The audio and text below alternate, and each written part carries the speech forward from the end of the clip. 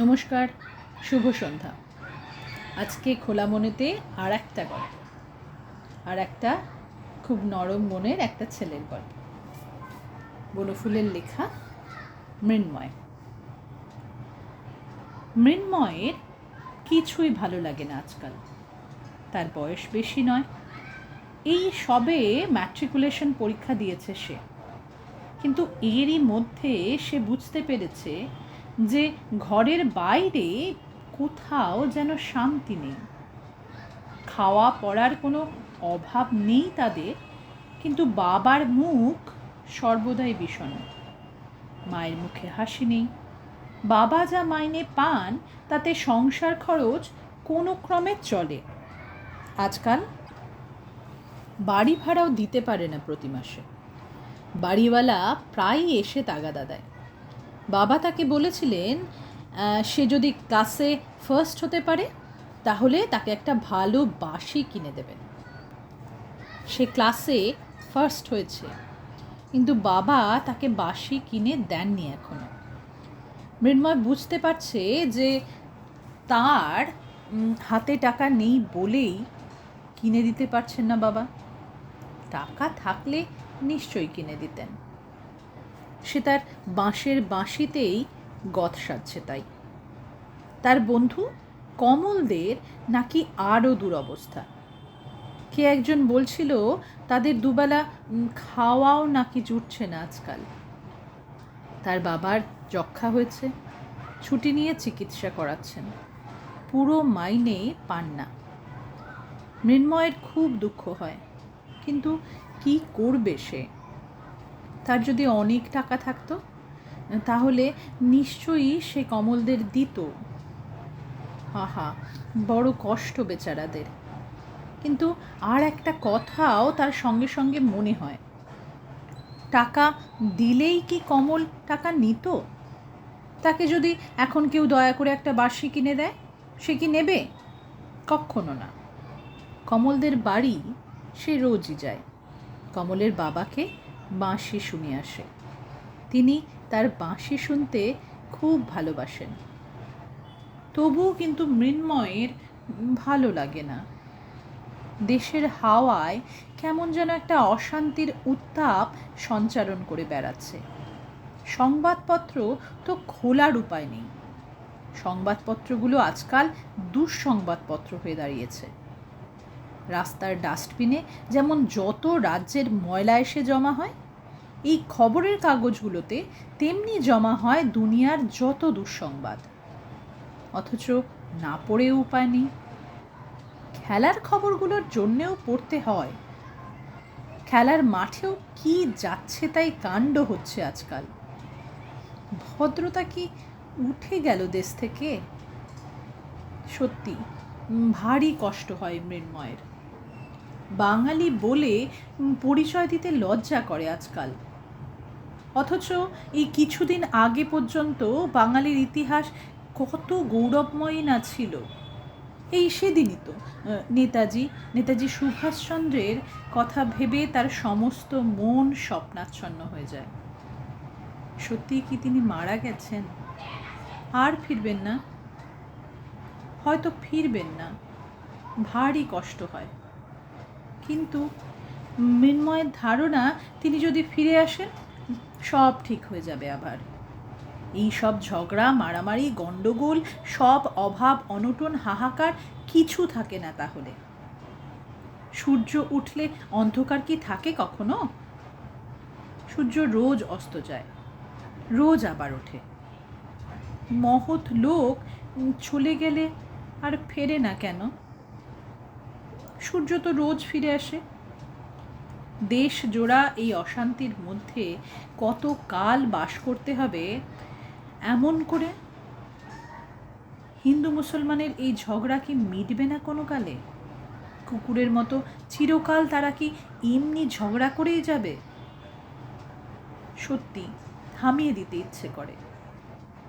দলে দলে হিন্দুরা যে দেশ ছেড়ে চলে আসছে, শিয়ালদাতে গিয়ে একদিন দেখে এসেছে সে। শখ করে নিশ্চয়ই আসেনি ওরা, কিন্তু কেন ওদের এই শাস্তি? এর প্রতিকারই বা কী? একটা কিছু করতে ইচ্ছে করে মৃন্ময়ের, এমন একটা কিছু যাতে দেশের সমস্ত দুঃখ দূর হয়ে যায়।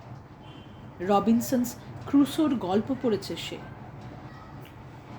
ওই রকম অবস্থায় যদি পড়ে, সেও কি পারবে না? নিশ্চয়ই পারবে। বিরাট একটা সমুদ্রের ছবি ফুটে ওঠে তার চোখের সামনে। সমুদ্রের মাঝখানে ছোট্ট একটা দ্বীপ। সেই দ্বীপে সে একা রয়েছে, একটুও ভয় করছে না তার। জঙ্গলের ডালপালা ভেঙে ছোট্ট একটি ঘর তৈরি করেছে একটি কাঠবিড়ালি। স্বপ্ন কিন্তু ভেঙে যায় একটু পরে। কেই বা তাকে সমুদ্রে নিয়ে যাচ্ছে?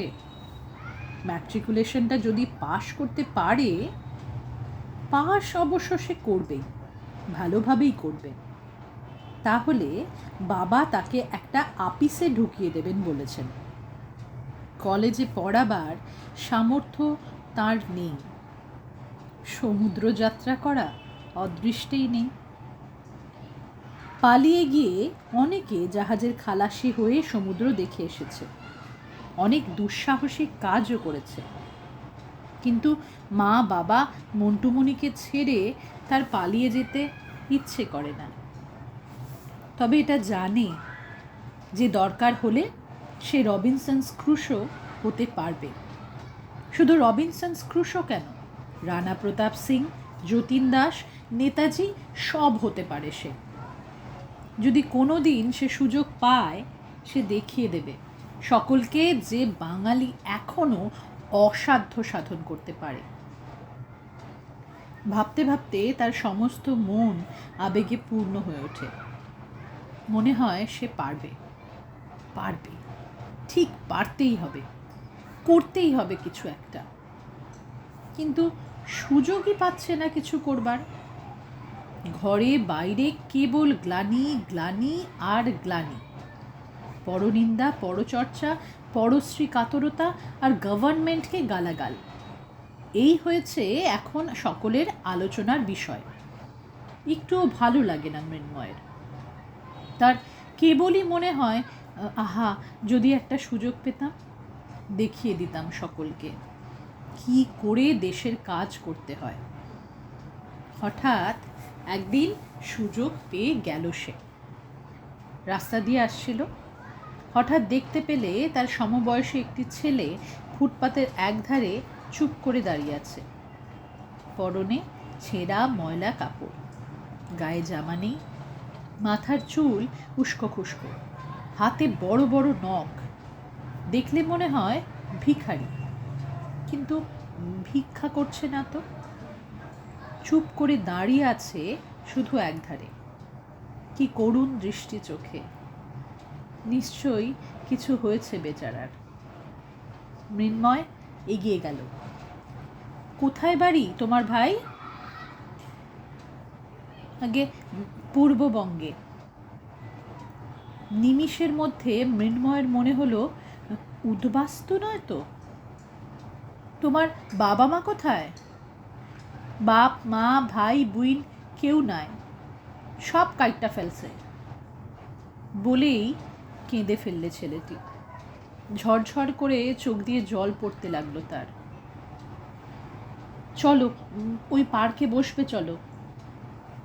পার্কে বসে মৃন্ময় তার মুখে সমস্ত শুনলে। এরকম কাহিনী খবরের কাগজে যে আরও পড়েছে। মুসলমান গুন্ডার দল এসে বাড়ি পুড়িয়েছে, সবাইকে মেরে ফেলেছে। খালের ধারে জঙ্গলে লুকিয়ে থেকে এই ছেলেটি প্রাণে বেঁচেছে কোনো ক্রমে। জঙ্গলে লুকিয়ে থেকেছে অনেক দিন। রাত্রে লুকিয়ে লুকিয়ে হেঁটে হেঁটে শেষকালে এক স্টিমার ঘাটে এসে উপস্থিত হয়েছে। সেখান থেকে স্টিমারে চড়ে চলে এসেছে এখানে। এখানে এক উদ্বাস্তু শিবিরে আশ্রয় পেয়েছিল, কিন্তু কাল থেকে সেখানে খাওয়া বন্ধ করে দিয়েছে। নিস্তব্ধ হয়ে কিছুক্ষণ বসে রইল মৃন্ময়। তার মনে হতে লাগলো দেশের সমস্ত দুঃখ যেন মূর্তিমান হয়ে তার মুখের দিকে চেয়ে আছে প্রতিকারের প্রত্যাশায়। আমাদের বাড়ি যাবে? ছেলেটি সাগ্রহে ঘাড় নেড়ে জানালো যে সে যাবে। চলো। রাস্তায় অনেক কথাই ভেবে নিয়েছিল মৃন্ময়। বাড়ি গিয়ে মাকে বললে, মা, এই ছেলেটি সঙ্গে করে এনেছি, এ আমাদের বাড়িতে থাকবে। ছেলেটি কে? সমস্ত ঘটনা খুলে বললে মৃন্ময়। আহা হা, বসো বাবা, বসো। বৈঠকখানা ঘরে নিয়ে গিয়ে বসা ওকে, মিনু। ছেলেটিকে বৈঠকখানা ঘরে বসিয়ে রেখে ফিরে এলো মৃন্ময়। আগে ওকে খেতে দাও। খাবার আছে কিছু? তোর জন্যে যে দুখানি রুটি রেখেছি তাই আছে, তাই দাও। রুটি দিতে দিতে মা বললেন, ও থাকবে বলছিস, কতদিন থাকবে? বরাবর থাকুক না। মা চুপ করে রইলেন। মায়ের মনের কথা বুঝতে দেরি হলো না মৃন্ময়ের। রাস্তায় আস্তে আস্তে তারও এ কথা মনে হয়েছে। তাদের নিজেদেরই সংসার অতি কষ্টে চলছে, তার ওপর আরও একজন। আমার খাবার আমি ওর সঙ্গে ভাগাভাগি করে খাবো, এক বিছানায় পাশাপাশি শোবো। আমি যে চৌকিটায় শুই তাতে তো অনেকখানি খালি জায়গা পড়ে থাকে। ও ঠিক হয়ে যাবে মা। আচ্ছা বেশ, সেসব ভাবা যাবে এখন পরে। তুই খাবারটা দিয়ে আয় ওকে। সেদিন রাত্রে সেই ছেলেটির সঙ্গে পাশাপাশি শুয়ে মৃন্ময়ের সারা বুক যে আনন্দে ভরে উঠল, তেমন আনন্দ তার জীবনে আর কখনো হয়নি। এমনকি ভূপেনকে হারিয়েও যেদিন সে ফার্স্ট হয়েছিল সেদিনও না। একটা জিনিস কেবল খুব খারাপ লাগছিল তার, মা তাকে অর্ধেক খাবার দেননি। সে রোজ যেমন খায় সেদিনও তাকে তেমনি খেতে হয়েছিল। সে আপত্তি করাতে মা ধমকে উঠলেন। মা যে কি মনে করেন তাকে, সে কি আতপেটা খেয়ে থাকতে পারে না? নিশ্চয়ই পারে। কেমন লাগলো গল্পটা?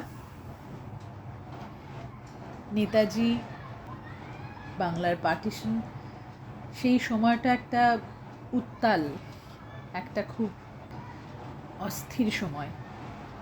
আমি কিছু কিছু আমার ঠাকুমা, পিসেমণি, তাদের কাছ থেকে গল্প শুনেছি, আর সেই ছোটোবেলায় সেই গল্পগুলো শুনে গায়ে কাটা দিত।